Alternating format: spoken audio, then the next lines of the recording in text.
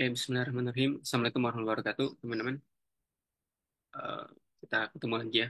Setelah sekian lama, saya nggak bikin video lagi. Nah, di video kali ini, saya pengen sharing ya, terkait eh, apa, cara deployment. Nah, deploymentnya itu model YOLO V9, teman-teman. Dan ini juga sebetulnya bagian dari dokumentasi proses belajar saya, gitu ya. Jadi kalau ada apa-apa saya lupa gitu ya. Kalau saya udah lama nggak ngulik, nah itu saya juga sama bisa nonton video saya sendiri gitu ya untuk mengingat-ingat lagi kalau misalkan ada proses yang saya agak udah lupa karena saking misalkan yang banyak belajar gitu ya. Nah, semoga video ini juga bisa bermanfaat ya buat teman-teman semua. Nah, di sini cuman eh, saya bikin beda teman-teman untuk tutorialnya nggak kayak sebelumnya ya yang kita itu ngoding bareng dari nol kayak kita eh, tulis gitu satu-satu sampai akhirnya sampai berapa baris code gitu kan. Nah itu sekarang nggak gitu caranya jadi berangkat dari yang udah kemarin ketika kita ngoding dari nol gitu ya, dari nol banget kita ngoding bareng gitu tanya itu ada yang ke skip gitu ya, ada yang ke skip sehingga ada code yang nggak tertulis yang itu jadi error gitu ya buat teman-teman ketika merunning codingnya. Nah, makanya di sini ya metodenya itu udah nyiapin codingannya gitu. Nanti teman-teman udah tinggal download aja. Nah, di sini saya juga nggak ini apa namanya bukan berarti saya nggak jelasin dari detailnya. Tapi saya akan jelasin dari awal sampai di ujung baris code-nya gitu. Gimana dan seperti apa sih prosesnya gitu. Nah, jadi cuman bedanya ya kita nggak ngoding atau saya nggak praktekin dari awal nol banget gitu. Saya udah nyiapin code-nya aja di sini dan ini nanti saya akan bahas ya per baris code-nya sehingga teman-teman juga tahu alurnya, tahu logik dari jalannya program ini gitu. Karena sebetulnya kan dalam proses development ini tuh kayak kayak penting kalian tahu logiknya aja. Sisanya itu kalian tinggal menghubungkan dengan case kalian gitu dari contoh case yang saya kasih seperti ini. Nah, tampilannya itu kurang lebih seperti ini, teman-teman nanti untuk projectnya ya. Jadi di sini ada menu webcam, terus kemudian ada YouTube. YouTube ini dia menggunakan link YouTube-nya ya. Jadi ini kan dia object detection, ya. Pakai YOLO V9. Nah, nanti kalian bisa copy paste nih eh, link YouTube-nya ke sini. Link YouTube ke sini, copy paste saja, gitu. Copy paste. Habis itu klik aja start. Nah, kalau untuk yang webcam ya, webcam itu dia langsung akses kamera kalian gitu. Nah, nanti kalian ya kayak biasa ya tunjukin misalkan ada objek apa gitu ya. Nah, nanti eh, seperti ini teman-teman tampilannya gitu. Nah, itu kurang lebih untuk eh, tampilannya ya. Nah, kalau webcam ini kan saya udah deploy ini di Hugging Face. Webcam itu kalau di eh, deploy di cloud ataupun udah si platform kita tuh udah running gitu ya di internet itu dia nggak bisa dipakai teman-teman, nggak bisa digunain untuk webcam ini. Saya udah coba ngulik gitu ya, coba cari tahu di komunitas Streamlit-nya dan itu memang eh, dari Streamlit itu menerapkan aturan seperti itu. Jadi mereka belum membolehkan gitu ya, bahasanya itu ya dia belum open lah untuk si akses kamera secara langsung atau real time ini di eh, cloud-nya mereka gitu atau di internet lah. Tapi kalau di lokal komputer itu bisa teman-teman bisa dipakai untuk webcam ini gitu. Jadi ya sebetulnya nggak ada masalah sih ya. Yang penting kan eh, kalian bisa buktiin bahwa model kalian itu bekerja dengan baik gitu. Walaupun kalau di versi online kalian hanya bisa deteksi objeknya melalui video record kalian. Misal kalian deteksi objek untuk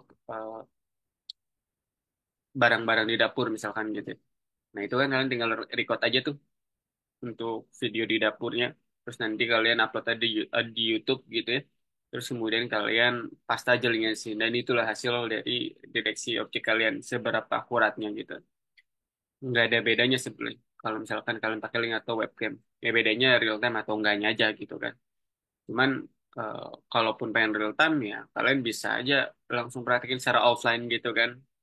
Itu bisa juga gitu. Kalau misalkan kalian sidang skripsi ataupun yang lainnya, presentasi misalnya di kantor, itu kan bisa praktekin secara offline juga, nggak ada masalah sebetulnya gitu. Gitu. Nah, jadi itu ya teman-teman. Jadi si webcam ini dia nggak bisa untuk di versi yang udah di running di cloud, itu nggak bisa digunain. Jadi bisa digunainnya di lokal. Nah, kalau yang YouTube ini dia bisa di lokal, bisa juga kalian gunain di cloud-nya gitu. Nah, itu kurang lebih teman-teman jadi nanti ini ya tampilannya yang akan kalian dapat gitu. Nah, nanti untuk ngerunning eh, programnya juga nanti saya akan cantumin di deskripsi untuk teman-teman yang baru pertama kali belajar terkait programmingnya. Karena kemarin juga sempat ada di komen itu yang bagian deployment Flux. Jadi ada kebingungan juga untuk deploymentnya gitu. Nah, terus sekarang gini teman-teman. Jadi kita langsung aja codingan. Nah, nah ini adalah codingannya. Cuma sebelumnya saya bantu untuk reminder teman-teman bahwa di setiap pembuatan project, pastiin teman-teman membuatnya itu di virtual environment gitu. Ya, seperti yang saya bilang di tutorial sebelumnya, pentingnya virtual environment untuk apa sih? Ya, untuk memisahkan project yang kalian eh, buat itu dengan project yang lainnya. Gitu. Jadi ketika ada kebutuhan library ataupun modul yang berbeda dengan project sebelumnya, ya itu nggak akan mempengaruhi project sebelumnya. Itu akan mempengaruhi project yang sedang teman-teman buat. Nah, jadi itu penting ya teman-teman untuk kalian di sini gunain virtual environment gitu. Jadi nanti pas install modul ini itu nggak akan mempengaruhi project kalian yang lainnya gitu. Ya, ya. Oke. Terus kemudian ini kan di sini nggak ada nih virtual environment-nya. Jadi kalian nanti ya bikin sendiri virtual environment, install sendiri gitu. Itu nggak masalah. Dan memang harusnya kayak gitu. Gitu. Jadi jangan kalian kalau ada virtual environment, misalkan kalian dapat di GitHub-nya orang, terus kalian eh, running gitu aja itu. Nah itu biasanya ada error. Gitu. Kenapa? Karena virtual environment itu dia masih connecting-nya itu pad-nya ya. Pad-nya si jalurnya itu di eh, laptop lokalnya si orang yang bikin codingnya itu gitu. Jadi ya seringkali ada error. Apalagi kalau misal yang bikin codingannya itu dia misal pakai eh, Linux misalkan OS-nya atau pakai Mac OS gitu. Nah, terus kalian runningnya itu pakai Windows. Nah, itu pasti akan error. Berbeda gitu virtual environment-nya. Untuk mengaktifasi gitu atau activate file activate yang kita gunain untuk aktivasi virtual environment-nya pun itu kan tempatnya berbeda ya folder antara di Windows sama di macOS ataupun di Linux gitu. Nah, itu teman-teman. Jadi sebelum kalian jalanin si code ini, pastiin kalian pertama bikin atau install virtual environment. Nah, ketika udah install virtual environment, barulah kalian install modul ataupun library yang dibutuhin nih di project ini. Gitu. Nah, ini adalah library yang dibutuhin. Nah, di sini pertama ada Ultralisk. Sini kenapa kita butuh ini? Karena kita butuh untuk memanggil modul YOLO-nya di sini. Gitu. Jadi modul YOLO-nya itu dipanggil dari Ultralisk. Kemudian kita butuh namanya Streamlit karena memang ya kita pakai Streamlit kan untuk deployment ini. Terus karena ini adalah object detection ya atau pemrosesan gambar, maka kita pakai OpenCV di sini. Nah, di sini ada modul Vitkir. Vitkir ini dia untuk capturing image sebetulnya, teman-teman. Jadi, untuk kebutuhan di capturing image di YouTube-nya nanti, di file video YouTube. Nah, kita pakai Vitkir nanti, pakai cam gear-nya. Ya, terus kemudian di sini ada YTDLP. Ini tuh untuk memproses link YouTube kalian nanti yang kalian copy dari YouTube tuh. Nah, kalau nggak pakai ini nanti dia nggak akan jalan. Ya, jadi kita butuh modul ini gitu. Nah, ini adalah eh, modul-modul yang akan kita pakai atau kita gunain. Ya, kurang lebih seperti itu ya teman-teman. Jadi alasan kenapa kita butuh modul-modul ini. Gitu. Oke, terus kita langsung ke sini ya, ke codingan intinya. Nah, ini nanti kalian bisa download aja langsung. Nah, ini codingannya nggak banyak ya, teman-teman. Sedikit, karena ini memang tampilannya ya sederhana ya, seperti ini. Gitu. Ini tampilannya yang nggak neko-neko lah ya. Oke, kalau gitu kita mulai di sini. Pertama, import modul nih di sini. Pertama di sini kita panggil modul ultralitik. Kemudian kita butuh modulnya itu YOLO-nya. Panggil untuk memanggil modelnya nanti, model YOLO-nya. Terus kemudian di sini eh, kita butuh anotator atau anotet untuk menganotasi gambar ya. Nah, kita butuh ini. Ini pun juga berasal dari ultralitik ya. Kemudian kita butuh Streamlit, maka kita panggil Streamlit. Kemudian kita butuh OpenCV, maka kita panggil CV2. Dan ini adalah CamGear, kita panggil di sini. Gitu. Oke. Nah, itu untuk modulnya ya teman-teman. Semoga itu cukup membantu teman-teman tahu kenapa alasan kita butuh modul-modul ini. Gitu. Oke, selanjutnya kita setup nih untuk eh, tampilan di Streamlit kita. Pertama di sini kita bikin eh, tag titelnya. Ini ruang belajar nanti tuh dia muncul udah di sini, teman-teman. Ruang belajar ya, di sini. Nah, terus kemudian ini adalah titelnya itu di bagian sini. Lalu ini ya titelnya. Terus kemudian kita juga buat variabel model ya untuk menyimpan model YOLO kita di sini yang nantinya kita akan panggil variabel model ini untuk memprosesnya atau memanggil model kita. Gitu. Nah, terus kemudian kita bikin eh, function di sini, yaitu function untuk bounding box-nya. Ya. Di sini function kita kasih nama plot box ya. Terus kemudian di sini kita bikin objek namanya frame. Ya. Terus kemudian ini kita panggil untuk variabel model ini ya. Kita panggil di sini. Terus kemudian ini kita bikin objek baru atau variabel baru namanya result. Kemudian kita gunain model kita untuk mempredik gambar yang ada dalam objek frame ini. Ya. Terus kemudian kita juga em, gunain function anotator, bukan function, ini modul ya di sini. Ini anotator untuk menganotasi gambar yang ada di dalam frame. Terus kemudian di sini kita bikin objek R, ya. Kemudian di sini R di dalam result, gitu. Kemudian di sini adalah kondisinya. Ini kondisi box. Di sini kita bikin objek namanya box. Kemudian di sini objek R, ya, objek R untuk box di sini. Nah, box ya, box di dalam box ini kondisinya adalah seperti ini. Ini kita bikin box koordinatnya. X ya, X ini koordinatnya. Ini mulai dari di sini tuh kenapa nol? Karena memang ya ukuran koordinatnya itu mengambil dari nilai terkecil.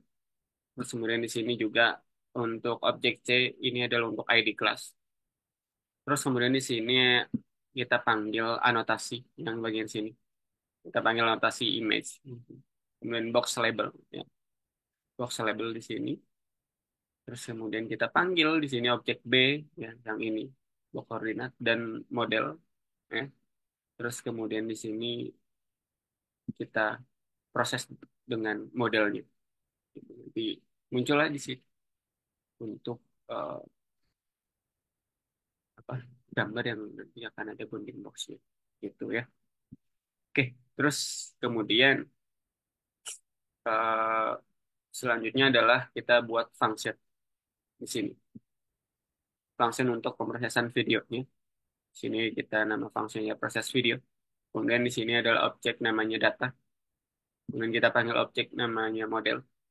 Kemudian di sini ada placeholder. Placeholder objek placeholder. Nah, di sini nih teman-teman placeholder. Nanti nyambung ke sini ya. Nah, kemudian di sini uh, kita buat kondisi di mana ketika objek data itu dia di dalamnya itu menggunakan webcam ya. Ini objek webcam ya, objek webcam. Maka dia di sini akan ada variabel kamera di sini dan di dalamnya itu akan menggunakan metode CV2 ya di sini yaitu video capture. Nanti dia akan mengaktifkan eh, webcam kalian gitu atau kamera kalian. Kemudian di sini untuk source lainnya ataupun metode lainnya, sini menggunakan link YouTube, maka dia pakai metode atau function modul, di modul CamGear ya, modul CamGear di sini. Nanti eh, dia akan memproses si link YouTube nih. Di sini. Terus kemudian ketika memang kondisi itu terpenuhi yang kita tulis di sini gitu, maka dia akan di read atau dibaca di sini gitu. Kalau misalkan belum ada, ya dia akan nggak akan ada apa-apa gitu. Maksudnya nggak akan dijalankan, nggak akan di-read. Jadi dia nggak akan ada error. Maka di sini bikin kondisi break di sini. Terus kemudian di sini ada yang link YouTube juga. Jadi kalau misalkan dia memasukkan link YouTube, maka dia juga akan di-read. Tapi kalau misalkan nggak ada gitu ya, nggak ada, jadi juga nggak akan berjalan programnya gitu, nggak akan memproses apapun. Oke, terus kemudian di sini adalah objek frame-nya nih, teman-teman. Nah, di sini juga menggunakan color RGB-nya di sini. Kemudian kita juga panggil apa? Function plot box yang tadi di atas sudah kita buat ya. Ini untuk bounding box sih. Kemudian bounding box ini dia akan mengcover ataupun eh, memproses si objek frame dan juga model di dalamnya. Lalu kemudian di sini image-nya juga placeholder.image. Ini tuh dia metode juga. Nah, dia akan juga memproses si frame ini, gitu ya, memproses si frame ini. Tuh. Terus kemudian eh, di sini ketika data yaitu eh, isi webcam maka dia langsung rilis gitu. Kalau misalkan dia di sini kan kondisi ini di sini untuk eh, si objek frame-nya. Nah, kalaupun misalkan ini atau ketika dia datanya itu menggunakan webcam, langsung dia langsung akan muncul atau memunculkan hasilnya gitu. Oke, terus kemudian selanjutnya di sini ada sidebar nih. Ini juga sebenarnya bagian daripada UI di Streamlit-nya yang bagian sini. Oke. Ini saya tulis di bawah karena memang dia alurnya itu di sini bagian proses gitu. Untuk klik tombol prosesnya di sini, maka saya taruh di sini. Nah, ini untuk sidebar ya. Ini pakai radio button. Di sini ada dua objek, ada webcam dan ada YouTube. Ketika dia pilih YouTube, maka dia akan muncul teksnya itu. Ketika webcam, maka dia akan ada kondisi di sini yang udah dibuat. Mana tuh tadi itu. Nah, ini ya. Jadi ketika webcam, objek webcam dipilih, maka dia akan ada di kondisi yang ini. Gitu. Dia akan membuka kamera. Jadi objek yang bagian sini itu untuk setup yang ini, objek yang ini. Gitu. Yang YouTube, juga ini adalah untuk setup yang bagian sini. Ya, gitu, teman-teman. Oke, terus kemudian eh, selanjutnya di sini ada proses placeholder. Nah, ini itu dia memanggil pemrosesan data video, jadi nggak ada di setbar. Dia tuh ada di main area. Main area itu maksudnya di sini teman-teman muncul. Ini kan tombolnya di sini ya, tombolnya di sini. Cuman dia muncul itu nggak di bawah di sini, tapi dia akan ada di sini. Gitu. Makanya dia ditulis di sini proses placeholder kemarin STM. Jadi di sini adanya. Nanti dia akan muncul pemanggilnya itu di sini. Buka hasilnya. Ya. Terus kemudian di sini setbar lagi. Ini adalah untuk button nih. Button start yang ini. Ini button start. Nah, di mana ketika misalkan dia klik button start, maka dia akan memproses kalau misalkan dia berasal dari link YouTube, ya dia akan proses link YouTube. Kalau misalkan dia memproses menggunakan webcam, maka dia akan memproses melalui webcam. Nah, ini adalah untuk menampilkan logo ya, sidebar ini, logo ini, gitu. Nah, itu sih teman-teman. Jadi eh, nggak terlalu ribet ya logiknya sebenarnya. Cuman ini juga codingannya saya kayaknya masih berantakan banget ya. Nggak susunannya tuh nggak apa ya, tersusun dengan rapih gitu ya. Jadi mungkin nanti saya akan coba perbaikin biar strukturnya itu lebih rapi lagi. Cuman secara ini masih bisa teman-teman eh, pakai ya atau kalian gunain. Walaupun misalkan kalian modelnya berbeda dengan model yang saya pakai, bahkan kalian lebih spesifik nih objek detection-nya itu taruhlah deteksi penyakit tanaman tomat misalkan. Kalian tinggal ganti aja di bagian sini nih teman-teman, di bagian modelnya. Nah, itu di model ini ya, bagian modelnya gitu. Tapi ini kalau kalian pakai YOLO. Tapi kalau kalian misalkan bikin model vegetasinya itu secara manual, maksudnya nggak pakai YOLO, kayak yang kalau nggak salah saya pernah deh bikin video deployment uh, object detection-nya itu dia apa ya, oh deteksi ini apa ikan waktu itu. Dan juga satu lagi itu kalau nggak salah tentang ini deteksi batik kalau nggak salah batik Indonesia. Nah, itu dia bikin deployment itu code-nya beda lagi teman-teman. Dia bikin lagi list kelas yang dia buat di dalam model itu di sini di bagian deployment-nya gitu.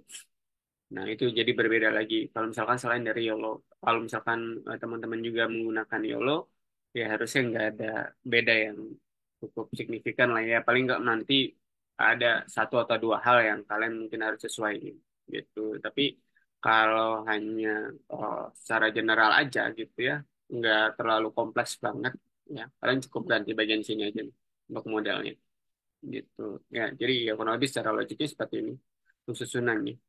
Kalian atur dulu bounding box-nya, kemudian kalian bikin function untuk pemrosesan source data videonya gitu, yang nanti akan diproses oleh model kalian, lalu kemudian ya ditampilin gitu. Itu sih. Itu aja teman-teman ya. Nah, mungkin untuk penjelasan codingannya itu sampai situ dulu. Nah, untuk deployment itu nanti saya akan buat tersendiri. Deploy-nya itu nggak di Streamlit Cloud teman. Jadi kita deploy-nya di sini di Hugging Face. Kenapa di Hugging Face? Bisa di karena saya coba ya di Streamlit Cloud itu dia ada error teman-teman dan itu udah saya coba solving. Tetap nggak ketemu. Tapi ketika deploy di Hugging Face, ini dia lancar-lancar aja. Nggak ada masalah. Nggak ada masalah. Jadi nanti saya coba akan ajarin untuk di Hugging Face. Ini nggak jauh beda dengan Streamlit Cloud, cuman yang jadi pembeda itu kalau Streamlit Cloud itu kan kita eh, taruh codingannya itu di sini kan di GitHub. Nah kalau Hugging Face itu dia langsung diupload di si Hugging Face-nya langsung. Gitu. Ya, oke itu aja teman-teman. Semoga bermanfaat. Untuk kurang lebihnya mohon maaf teman-teman. Nanti juga akan saya cantumin cara runningin codingan di lokalnya ya di bagian deskripsi. Begitu juga dengan linknya. Dan jangan lupa ini pakai virtual environment, teman-teman. Kalau pengen running gini ya, jangan kalian langsung install modul itu yang nggak pakai virtual environment, takutnya ngaruh di project kalian nanti. Gitu. Oke, itu aja. Terima kasih. Assalamualaikum warahmatullahi wabarakatuh.